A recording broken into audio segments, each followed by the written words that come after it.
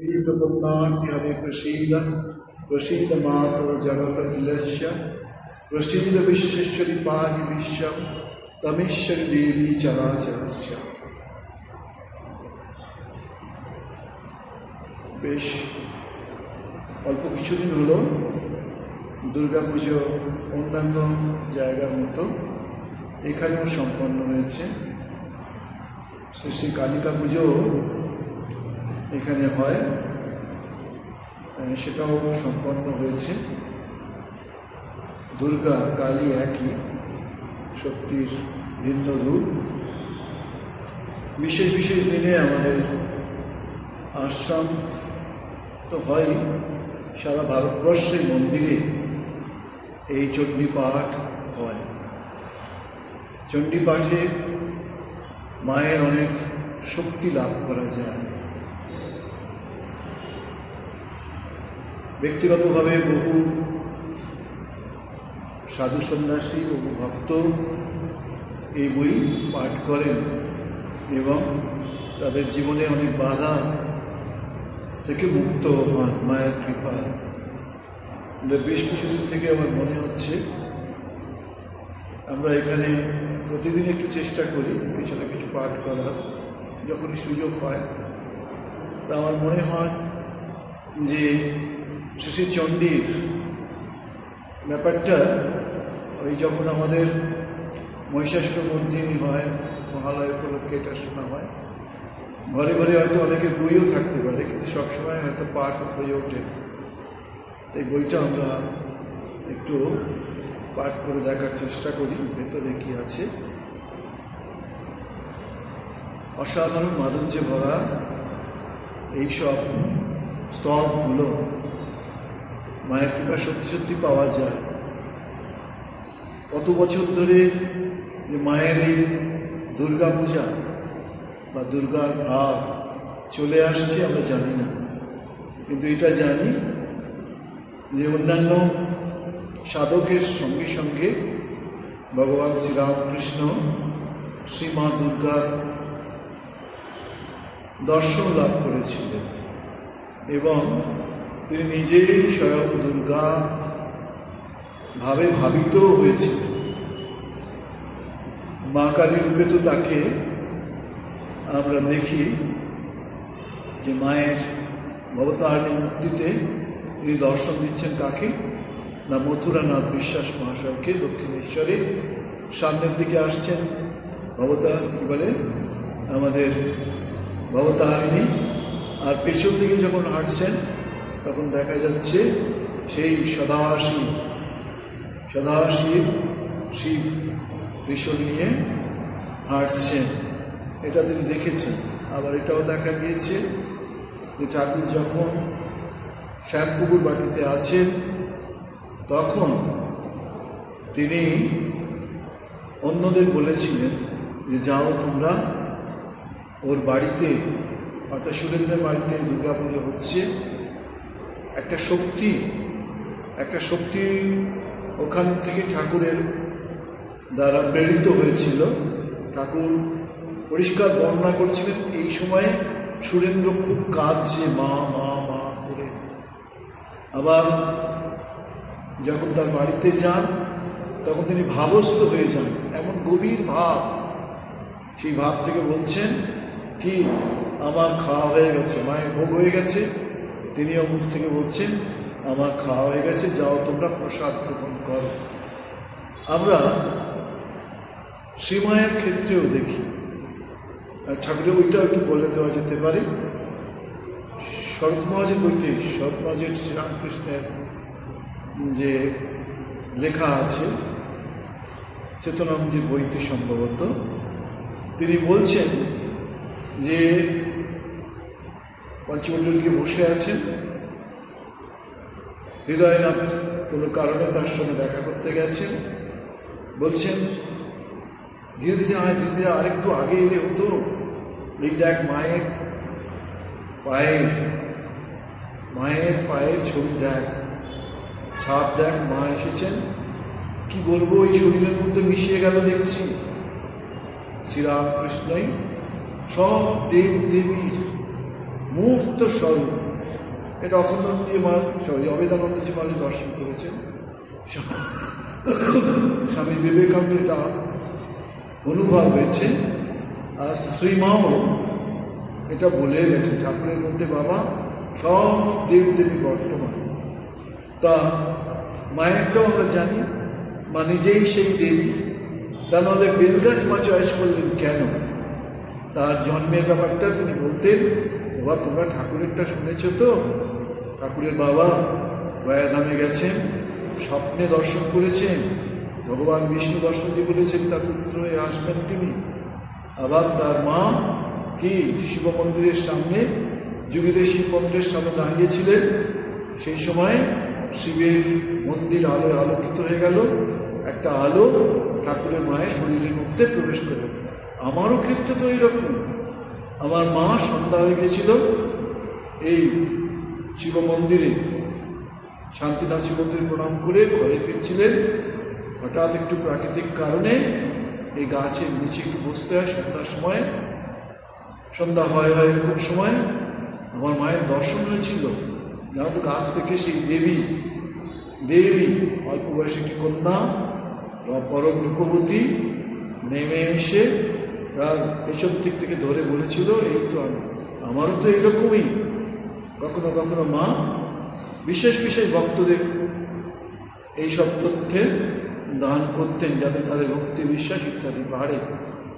মাকেও কালী মূর্তিতে ডাকাত দেখেছিলেন, আর ঠাকুর নিজেও সাবধান করে দিয়ে গেছিলেন। কি বলেছিলেন? দেখ ঋতু, তুই আমাকে যা খুশি বলতে পারিস, ক্ষতি নেই, কিন্তু ওর ক্ষেত্রে তুই খুব সাবধান হবে। ও যদি একবার ছুটে যায় তাহলে কিন্তু এই ত্রিভুবনে তোকে কেউ রক্ষা করতে পারবেন না। আমরা জানি বগলা মূর্তিতে তিনি কি হরিশকে কামার পুকুরে দর্শন দিয়ে তাকে প্রহার করেছিল। স্বামীজিও সেটা বারবার বলতেন যে আমাদের ভারতবর্ষ কেন এমন পিছিয়ে আছে, এই মাতৃশক্তির অবমাননা, মাতৃশক্তির সেইভাবে সম্মান আমরা দিতে পারিনি বলে বর্তমানে এই মা ঠাকুর এসেছে। মাকে কেন্দ্র করে এই ভারতবর্ষ জাগবে, ঠাকুরকে কেন্দ্র করেই জাগবে। তো বাড়ি সুন্দর গলা স্তোত্রটা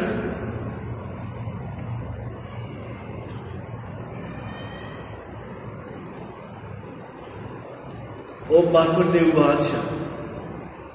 आगे बच्चे श्री नमश्चंडिका हुई।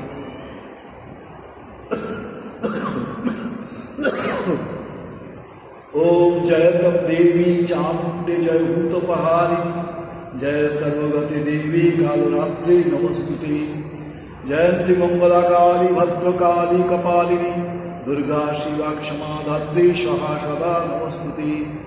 मधुकैटोमित्रं शिविदात्रि वरदे नमः। रूपं देहि जयं देहि जश देहि दिश देहि। महिषासुरविनाशि भक्तानां सुखदे नमः।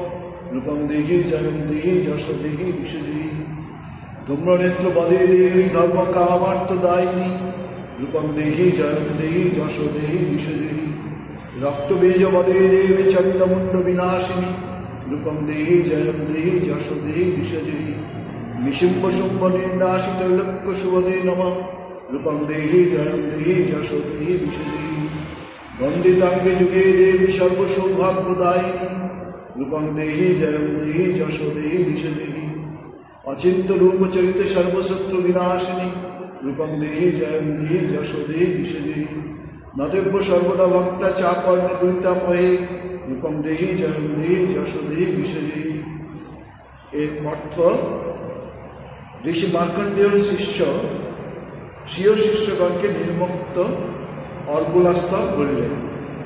কে এই দেবী ভাগবত লিখেছিলেন? কৃষ্ণ দ্বৈপায়ন ব্যাসদেব, আদি গুরু বলা যেতে পারে। তিনি আমাদের মহাভারত লিখেছিলেন। মহাভারতের অন্তর্গত তো গীতা।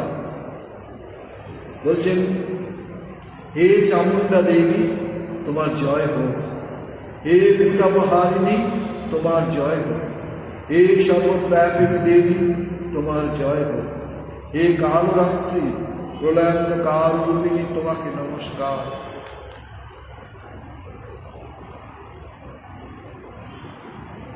হে দেবী, তুমি জয়ন্তী অর্থাৎ জয়যুক্ত বা সর্বোৎকৃষ্টা, মঙ্গলা জন্মদয়ী নাশিনী, কালী কে না সর্ব সংহারিণী, ভদ্রকালী অর্থাৎ মঙ্গলদায়িনী, কপালিনী প্রলয়কালী ব্রহ্মাদির কপাল হস্তে বিচরণকারী। দুর্গাকে, দুর্গা হচ্ছে দুঃখ প্রাপ্তা, দুর্গা দুঃখ প্রাপ্তা। এই দুর্গা কত শক্তিশালী। প্রতিদিন আমরা ওম সর্বমঙ্গল দেবী স্তুতি করি, এমনি নয়, বিশেষ শক্তির দরকার আছে। সেই শক্তি আছে আমাদের ভেতরে, সেই শক্তিকে জাগ্রত করতে হবে। এই দুর্গার উৎপত্তি নিয়ে বলছে, দুর্গার নাম দৈত্য দাসানার্থ বচন দকার পরিকীর্তিত, উকার বিঘ্ননাশস্য বাচক বেদ সম্মত, রেপ রোগগ্ন বচন গশ্চ পাপাগ্ন বাচ, ভয়ে শত্রুঘ্ন বচনশ্চকার পরিকীর্তিত। শব্দকল্পদ্রম থেকে দ অর্থাৎ অক্ষরটি হচ্ছে দৈত্য নাশক, উ কার হচ্ছে বিঘ্ন নাশক, রে রোগ নাশক, গ অক্ষর হচ্ছে পাপ নাশক, আকার ভয় অর্থাৎ শত্রু নাশিনী, দৈত্য বিঘ্ন রোগ পাপ এবং ভয় শত্রু হতে যিনি রক্ষা করেন তিনি দুর্গা। আমরা এটাও দেখি, ঠাকুর রাত্রিতে তার কাছে তার ভাবী সন্ন্যাসী সন্তানদের রেখে দিতেন, থাকতেন তারা দক্ষিণেশ্বর। ভোর সেই ভোরবেলা থেকেই অর্থাৎ সেই 3-4টে থেকে ঘুম ভাঙিয়ে দিতেন। কখনো কৃষ্ণ নাম, কখনো হরিনাম, কখনো দুর্গা নাম, এই করতে করতেই তাদের ম্যানিফেস্টেশন কি সাংঘাতিকভাবে হয়ে গেছে, কি পরিবর্তন হয়েছে। জয় দুর্গা, শ্রী দুর্গা, দুর্গতি নাশিনী দুর্গা, জয় দুর্গা, শ্রী দুর্গা, দুর্গতি নাশিনী দুর্গা, জয় দুর্গা, শ্রী দুর্গা, দুর্গতি নাশিনী দুর্গা, এসব বিভিন্নভাবে তাদের ঠাকুর নাম করাতেন। আমরা যদি অখণ্ড জীবন দেখি, তখন বলছেন, আমরা শিবানন্দের ক্ষেত্রে দেখি, এরকম সব আমরা পাই। দুর্গা হচ্ছে দুঃখ প্রাপ্তা, শিবা চিৎস্বরূপা, ক্ষমা করুণময়ী, ধাত্রী বিশ্বধারিণী, স্বাহা দেবকোষী এবং সদা পিতৃতোষী রূপা অর্থাৎ তোমাকে নমস্কার। হে মধুকৈটব বিনাশিনী, হে ব্রহ্মাবর দায়িনী, তোমাকে নমস্কার। আমাকে রূপ দাও, জয় দাও, যশ দাও এবং আমার কাম ক্রোধাদি শত্রু নাশ করো। হে মহিষাসুর নাশিনী, মধুকৈটবকে তিনি বধ করেছিল, সেই জন্য মধুকৈট বিনাশিনী। মহিষাসুরকে তিনি বধ করেছিলেন, সেই জন্য মহিষাসুর নাশিনী। ও ভক্তগণের সুখদায়িনী, তোমাকে নমস্কার। আমায় রূপ দাও, জয় দাও, যশ দাও এবং আমার শত্রু বিনাশ করো। হে ধূম্রলোচন বিনাশিনী, হে ধর্ম অর্থ কামদায়িনী দেবী, আমায় রূপ দাও, জয় দাও, যশ দাও এবং আমার শত্রু নাশ করো। হে রক্তবীজক কারিণী, হে চন্দ্রমুণ্ড বিনাশিনী, এদের সব দেবী বধ করেছিলেন।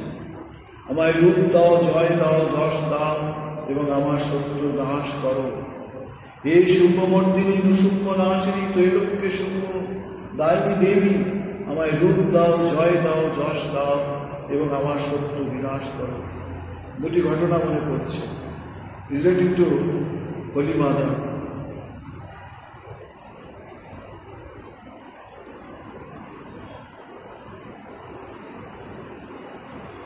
আমাদের শিলংয়ে ভক্তরা দুর্গা পুজোর সময় অখণ্ড জপ লাগিয়ে দিয়েছে, অখণ্ড জপ। কেউ তো বলেনি মাকে, মা হঠাৎ একদিন বলছেন, ও শিলংয়ের ভক্তদের জ্বালায় আর পারি না, কান ঝালাপালা করে দিল। কোথায় শিলং, কোথায় কলকাতা, অর্থাৎ সারা দিন রাত খাওয়া নেই, দাওয়া নেই, ভক্তেরা সব জোর করে লাগিয়েছে। মা তো, মায়ের ভূমিকা একটা থাকবে বোধহয়, সেই জায়গা থেকে হয়তো মা এই কথা বলতে পারে।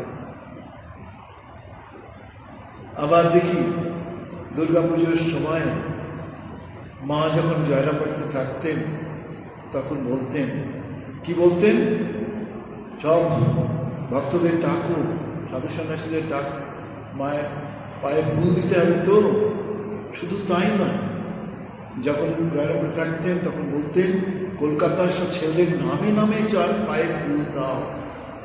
মায়ের যে পায়ে ফুল দিতে হবে কি না, নামে নামে ফুল দাও। তখন সাধু সন্ন্যাসী কম ছিলেন, সুযোগ ছিল। আবার এই মা ঘুমাতে পারতেন না, রাত্রিবেলায় কখনো কখনো কেউ দেখে ফেলত যে মা জপ করছেন, কি বলতেন, বাবা অনেকে দীক্ষা নিয়ে যায়, সময় পায় না জপ করার, সকলের কল্যাণ তো বাবা আমার দায়িত্ব নিতে হয়েছে, কি করি। এইসব আমরা দেখি।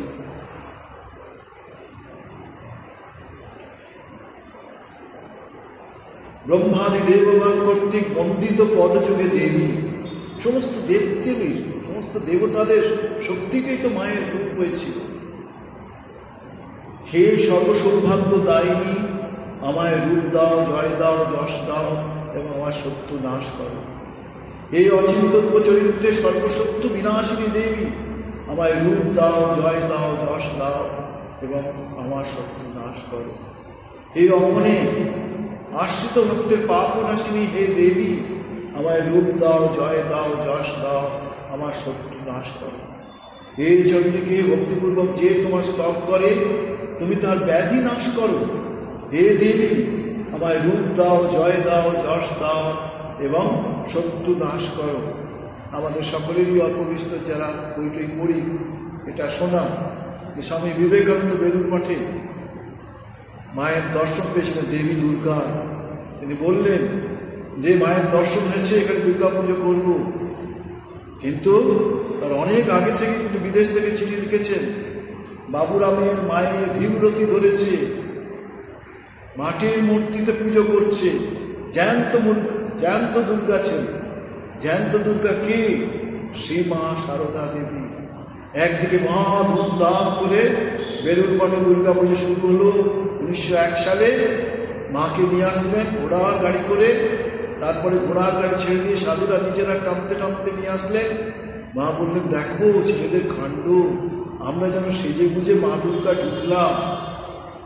মা আশীর্বাদ করলেন, তোমাদের পুজো আমার খুব ভালো লেগেছে। শরৎ মাসকে যখন শোনানো হলো, শরৎ মাস বলে পরম সৌভাগ্য আমাদের, মা আশীর্বাদ করে দিয়ে গেছেন। তাই তো বেলুড় মঠে এত বাঁধ ভাঙা ভিড়, বাঁধ ভাঙা ভিড় বেলুড় মঠে। আর সেটাই বলতে গিয়ে বলতে হচ্ছে যে একদিকে মা দুর্গার পুজো ধুমধাম করে হচ্ছে, জয়ন্তী মঙ্গলা কালী ভদ্রকালী কপালিনী দুর্গা শিবা ক্ষমা ধাত্রী সহা সদা নমস্তুতে ওম সর্বমঙ্গল মঙ্গলে। সব স্বামীজি 108 পদ্ম দিয়ে শ্রীমা সারদা দেবীর চরণ পদ্ম পুষ্পাঞ্জলি দিচ্ছেন, চরণে পুষ্পাঞ্জলি দিয়ে মাকে প্রণাম জানাচ্ছেন। শরৎ মহারাজও পরবর্তীকালে দিয়েছেন, রাজা মহারাজও দিয়েছেন। আর কি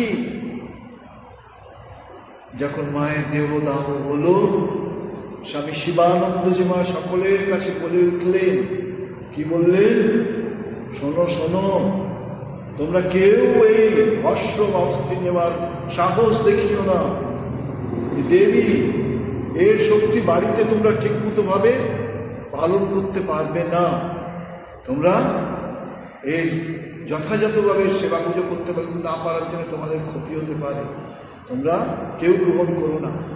সেই 51 পীঠে এক পীঠ এই বেলুড় মঠ মহাতীর্থ। আজকে সুবদ্ধ ভক্তিপূর্বক তাম চণ্ডীকে ব্যাধি নাশিনী রূপম দেহি জয়ম দেহি যশো দেহি দিশ দেহি চণ্ডীকে সত্যযুদ্ধে জয়ন্তী পাপ নাশিনী রূপম দেহি জয়ম দেহি যশো দেহি দিশ দেহি দেহি সৌভাগ্য আনন্দম দেহি দেবী পরম সুখম রূপম দেহি জয়ম দেহি যশো দেহি দিশ দেহি বিদেহি দেবী কল্যাণম বিদেহি কুলম শ্রিয়ম রূপম দেহি জয়ম দেহি যশো দেহি দিশ দেহি বিদেহি দিশতাম নাশম বিদেহি বলমুচ্যতে রূপং দেহি জয়ং দেহি যশ দেহি দিশ দেহি সুরাসুর শ্রীরত্ন নিকৃষ্ট চরণা পূজে রূপং দেহি জয়ং দেহি যশ দেহি দিশ দেহি বিদ্যাবন্তম যশস্বান্তম লক্ষ্মীমান্তম চ মাং কুরু রূপং দেহি জয়ং দেহি যশ দেহি দিশ দেহি দেবী প্রচণ্ড দুর্দণ্ড দৈত্যদর্প নিষদিনী রূপং দেহি জয়ং দেহি যশ দেহি দিশ দেহি প্রচণ্ড দৈত্যদর্পগ্নে চণ্ডিকে প্রতায় মে রূপং দেহি জয়ং দেহি যশ দেহি দিশ দেহি চতুর্ভুজে চতুর্বক্র সংস্কৃতে পরমেশ্বরী রূপং দেহি জয়ং দেহি যশ দেহি দিশ দেহি। এর অর্থ, হে চণ্ডীকে, ভক্তিপূর্বক যে তোমার স্তব করে তুমি তার ব্যাধি নাশ করো। হে দেবী, আমায় রূপ দাও, জয় দাও, যশ দাও, শত্রু নাশ করো। হে চণ্ডীকে সতত যুদ্ধে বিজয়িনী ও পাপ নাশিনী দেবী, আমায় রূপ দাও, জয় দাও, যশ দাও এবং আমার শত্রু নাশ করো। হে দেবী, আমার সৌভাগ্য আরোগ্য দাও এবং পরম সুখ দাও, আমায় রূপ দাও, জয় দাও, যশ দাও এবং আমার শত্রু নাশ করো। হে দেবী, আমার কল্যাণ বিধান করো, আমাকে বিপুল শ্রী বা ঐশ্বর্য প্রদান করো, আমায় রূপ দাও, জয় দাও, যশ দাও, আমার শত্রু নাশ করো। হে দেবী, আমার শত্রু নাশের বিধান করো ও আমাকে সর্বশ্রেষ্ঠ বল প্রদান করো। হে দেবী, আমায় রূপ দাও, জয় দাও, যশ দাও, আমায় শত্রু নাশ করো। আমরা জানি রাজা সুরত এবং সমাধি এরাই ঋষির আশ্রমে এসে উপস্থিত হয়েছিলেন। মেধস ঋষির আশ্রমে একজন তার রাজ্য হারিয়ে এসেছিলেন, প্রজারা বিদ্রোহ করেছে, অন্যরা জবানরা এসে সেই রাজ্য অধিকার করে ফেলেছিলেন। দুঃখে কষ্টে যন্ত্রণায় ব্যথায় বেদনায় রাজ্য ছেড়ে ঘোড়ায় করে মেধস ঋষির আশ্রমে এসে উপস্থিত হয়েছিলেন। আর রাজা সুরথের এই অবস্থা, আর সমাধি বৈশ্য, তিনি সংসারী মানুষ, স্ত্রী পুত্র কন্যার দ্বারা পীড়িত হয়ে অপমানিত হয়ে দুঃখ কষ্ট নিয়ে এই মেধস ঋষির আশ্রমে এসে উপস্থিত হয়েছে।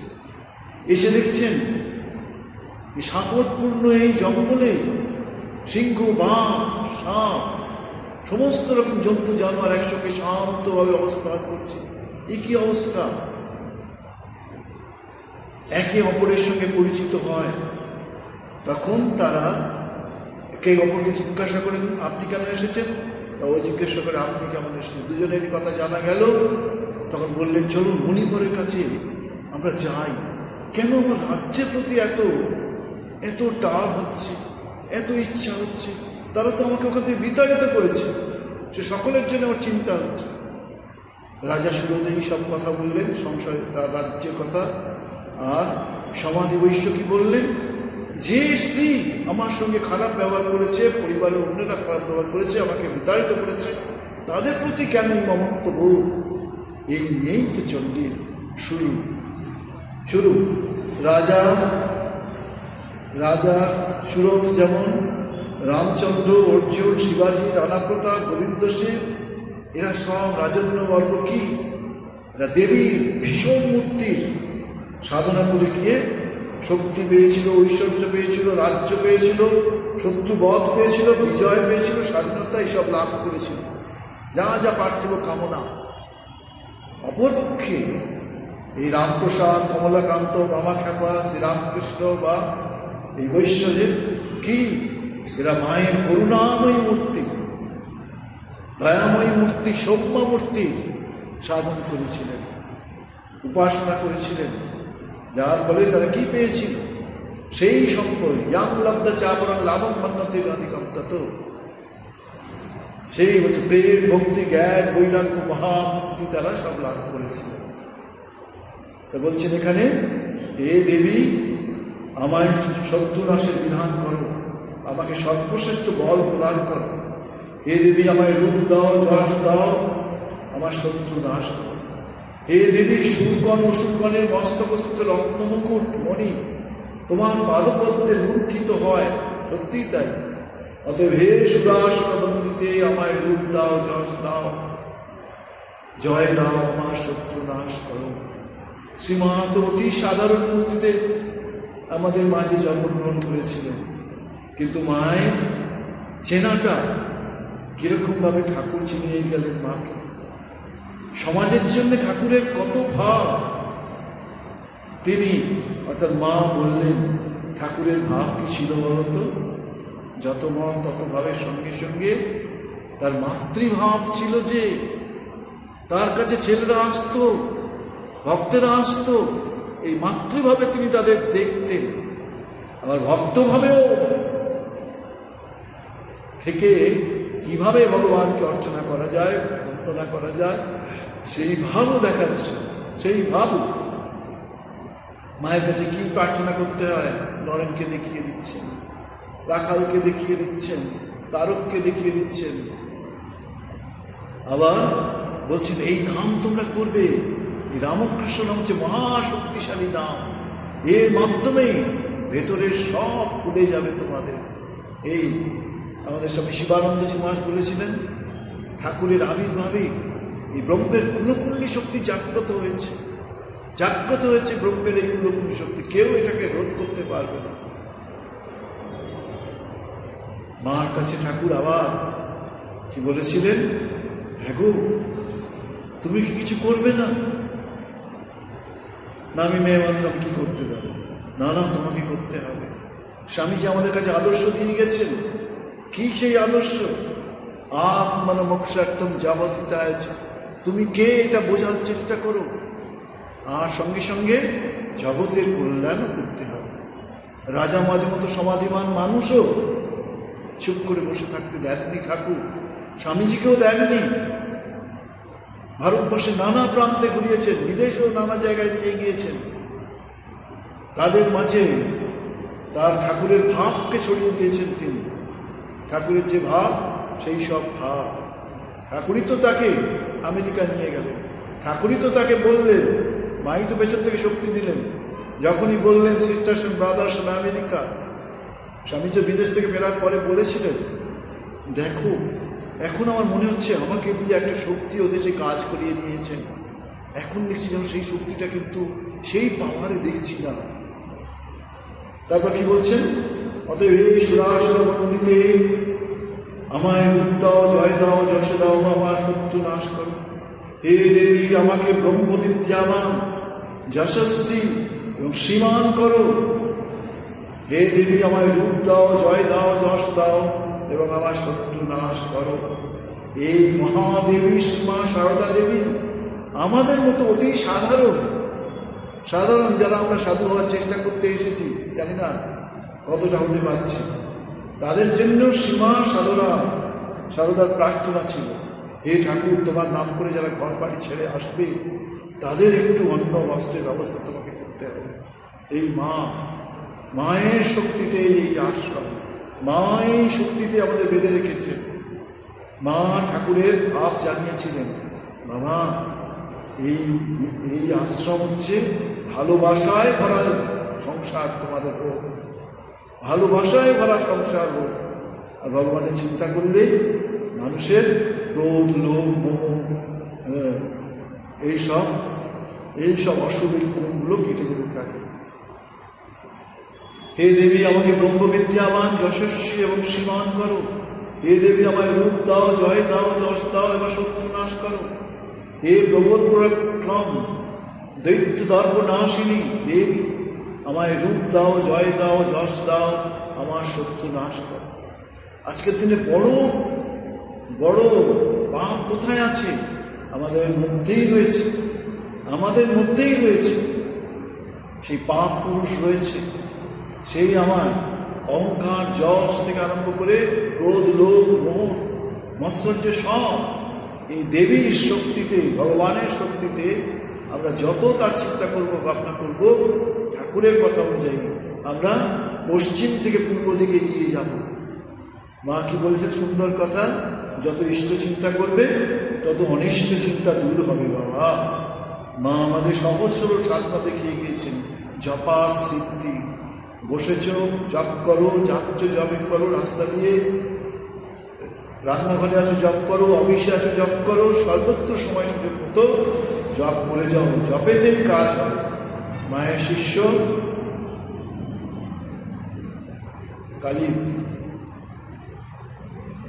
কালী মহারাজ, কালীকৃষ্ণ মহারাজ, তিনিও জপৎসিদ্ধ। স্বামী গম্ভীরানন্দজি জপ করতেন, স্বামী বীরেশ্বরজি মাঝে সব সময় মুখে জপ লেগে থাকত। এই জপেটাই মানুষ দেবতা হয়ে যাবার শক্তি। আর জপ কি? জপ হচ্ছে তার নাম। তার নামের সঙ্গে সঙ্গে তার চিন্তা করলে কি দেন? ভগবানের শক্তি চলে আসে। শ্রী যশ ঐশ্বর্য জ্ঞান শক্তি বৈরাগ্য, যে ভগবানের সৎ সম্পত্তি সে কে পায়? তার ভক্তই পাবে।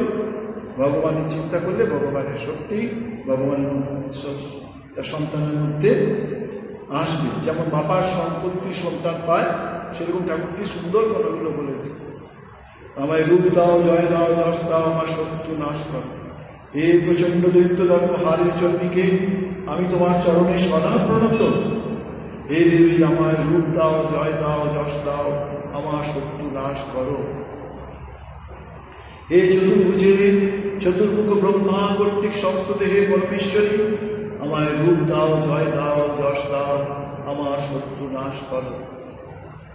কৃষ্ণ সংস্তুত দেবী ষষ্ঠৎ ভক্তা সদাম্বিকে, রূপম দেহি, জয়ম দেহি, যশো দেহি, দিশ দেহি, হিমাচল সুতানাথ সংস্তুতে পরমেশ্বরী, রূপম দেহি, জয়ম দেহি, যশো দেহি, দিশ দেহি, ইন্দ্রাণীপতি সদ্ভাব পূজিতে পরমেশ্বরী, রূপম দেহি, জয়ম দেহি, যশো দেহি, দিশ দেহি, দেবী ভক্তজন দামোদত্তানন্দ দয়াম্বিকে, রূপম দেহি, জয়ম দেহি, যশো দেহি, দিশ দেহি, ভাজ্যা মনোরমান দেহি, মনোবৃত্তানুসারিণী, রূপম দেহি, জয়ম দেহি, যশো দেহি, দিশ দেহি, তারিণী দুর্গ সংসার সকল সচরদ্ভাবে, রূপম দেহি, জয়ম দেহি, যশো দেহি, দিশ দেহি, ইদম সত্যম পঠিত্বাৎ মহাসত্যম পঠেন নরম, সপ্তশতীং সমারাধ্যা বরমাপ্নতি সুদুর্লভম। এর অর্থ হলো এরকম, হে কৃষ্ণ, যিনি কৃষ্ণ সেই বিষ্ণু কর্তৃক সর্বদা ভক্তিপূর্বক সংস্তুতে হে অম্বিকে, আমায় রূপ দাও, জয় দাও, যশ দাও, আমার শত্রু নাশ করো। হিমালয়ের কন্যা উমাপতি মহাদেব কর্তৃক সংস্তুতে হে পরমেশ্বরী, আমায় রূপ দাও, জয় দাও, যশ দাও, এবং আমার শত্রু নাশ করো। ইন্দ্রপত্নী কর্তৃক পতির অবস্থান জ্ঞানার্থে পূজিতে হে পরমেশ্বরী, আমায় রূপ দাও, জয় দাও, যশ দাও, আমার শত্রু নাশ করো। হে দেবী ভক্তজন হৃদয়ে অপার আনন্দদায়কারিণী, কে মা? বলছে ভক্তজনের হৃদয়ে অপার আনন্দদায়কারিণী, হে অম্বিকে, আমায় রূপ দাও, জয় দাও, যশ দাও, আমার শত্রু নাশ করো। হে দেবী আমার মনোবৃত্তির অনুসারিণী, আচরণকারী, আমায় ভক্তি দাও। হে দেবী আমায় রূপ দাও, জয় দাও, যশ দাও, আমার শত্রু নাশ করো। দুস্তর সংসার সাগর তারিণী, হে নিশুতে, আমায় রূপ দাও, জয় দাও, যশ দাও, আমায় শত্রু নাশ করো। ঠাকুর ঘর থেকে বেরোবার সময় কলকাতায় আসলে নিজেও দুর্গা দুর্গা দুর্গা করে, আর আমাদেরও এটা ট্র্যাডিশন হয়ে গেছে, আমরাও তা বেরোলে দুর্গা নামে জয় দিয়ে ঠাকুর মহাস্বামীজি দুর্গা মায়ের জয় দিয়ে যাত্রা শুরু করার চেষ্টা করি। এই স্তোত্র পাঠ করিয়া মহাস্তোত্র পাঠ করা উচিত। এইরূপে সপ্তশতী আরাধনা করলে দুর্লভ ফল বা ফল লাভ হয়। আজ আমাদের বেশি সময় নেই, একটুখানি দুর্গা দেবীর ধ্যান কি অসাধারণ আমার তো লাগে। ওম জটাজট সমাজযুক্তম আর্তেন্দুক্ত শেখরম লোচনত্রয় সংযুক্তম পূর্ণেন্দু সদৃশাননম অতসি পুষ্পবর্ণাভ্যাং সুপ্রতিষ্ঠাম সুলোচনম নবযৌবন সম্পন্নাম সর্বভরণ ভূষিতম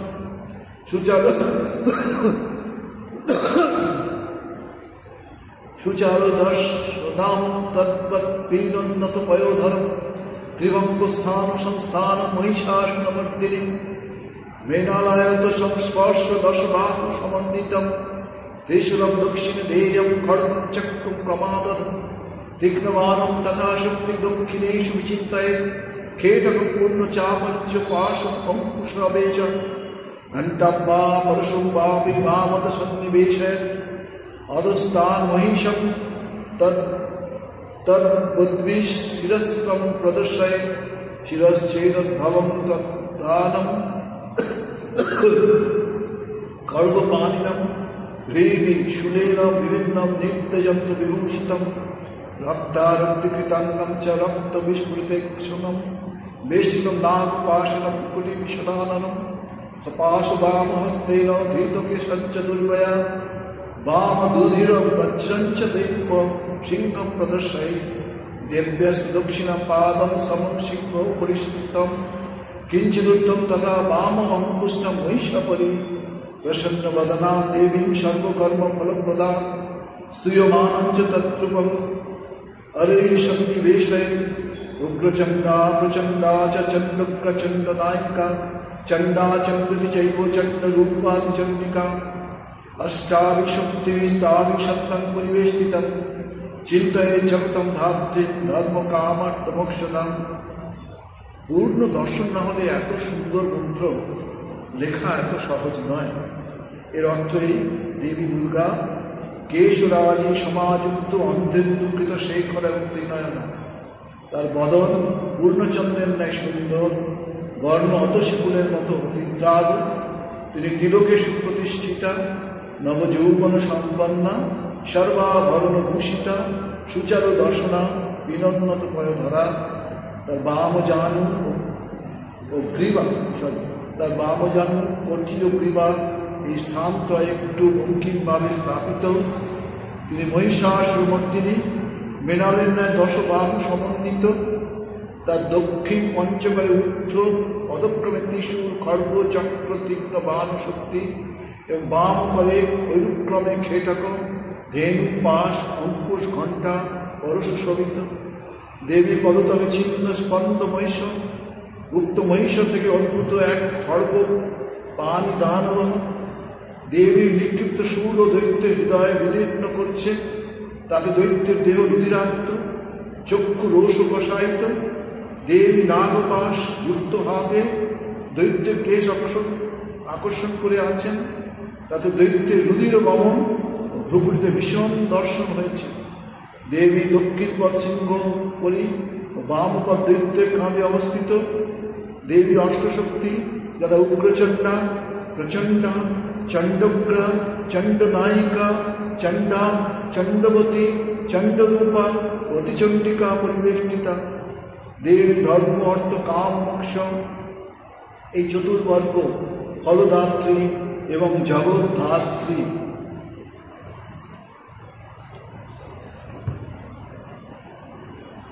ओम यथात्मदायिका शक्ति रामकृष्ण स्थिता सर्वविद्या स्वरूपंतां शारदां प्रणमामि।